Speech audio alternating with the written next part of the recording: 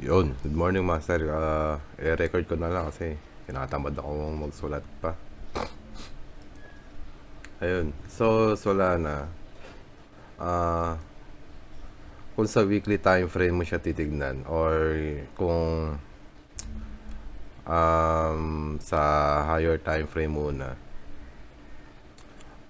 kung makikita mo, nasa ranging pa rin tayo sa weekly time frame. Although, yes, meron tayong bearish move sa weekly. Okay. So, overall, sa weekly is, para sa akin, sideways siya. Wala pa siyang clear market.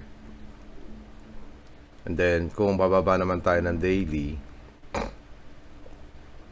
tagal. Ayan. Sa daily, sa current move niya is, nasa ranging din tayo. So, kagaya nung sa weekly, meron din siyang bearish move na ginawa. Ito. Ayan. Diba? Pero, kung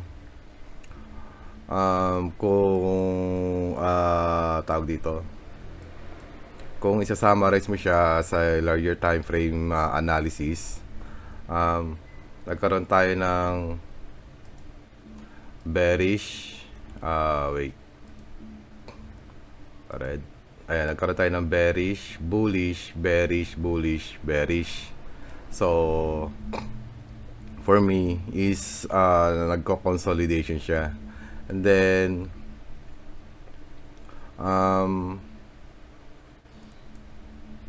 no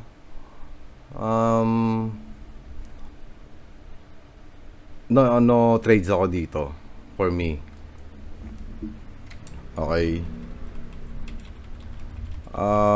Kung 5 minutes entry time frame ang gagawin natin, kung ako tatanungin mo kung 5 minutes entry ka, ulitin natin. Ayun nga, nasa ranging tayo ni weekly. Kasi ito, nung una, diba, nasa very, malakala pala tayo. Ay, hindi pa ito inverted. Okay.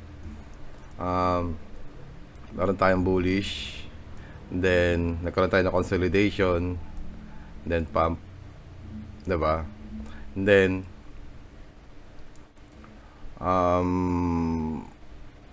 sideways ulit. Sideways ulit. So,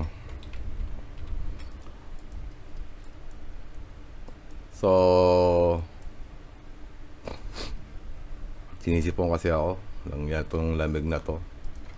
So, dito, nagkaroon tayo ng distribution or sinasabi na dito nagsimula yung bearish market niya sa current move niya. Dito nagsimula yung pagka bearish move niya. Then,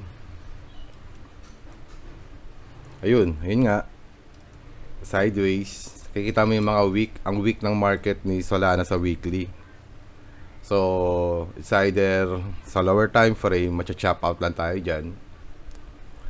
Diba? Although may makukuha tayo ng mga gains, pero maliliit na RR lang. So, ayun. Then sa daily, ito yung after nung distribution, karon tayo ng markdown or yung delivery ng price pababa. And then, sideways ulit. So, in-anticipate natin dito sa daily, pababa pa rin tayo. Pero, sa daily, wala pa tayong clear market na nakikita. 'Di ba? Kasi ang market ni Solana ngayon, baka ganyan. Ilang araw, ilang weeks, ilang months, hindi natin alam. So for me, para sa akin, hindi ko to muna papansinin hanggang magkaroon siya ng clear ng market, hanggang makagawa siya ng ganito. Yan, kagaya ng ganyan. So, if ever man na mangyari is bumaba pa siya, magpa-participate ako kay Solana kung andito na siya sa area na to, mabasag niya tong low na yan. Then kahit ganyan lang, mag-start na ako sa kanya mag-monitor. Mag-monitor pa lang, hindi mag-trade. Kasi nga, alam natin na hindi clear yung market ni Solana sa daily. Kagaya, pagka sinumount mo to, kagaya nung weekly, ranging. So, for me, there's no reason to go lower time frame para maghanap ng entry. Dahil sa higher time frame pa lang, pinapakita na ni Solana na nasa ranging ako. Kung gusto mong mabaliw, go ahead, i-trade mo ko.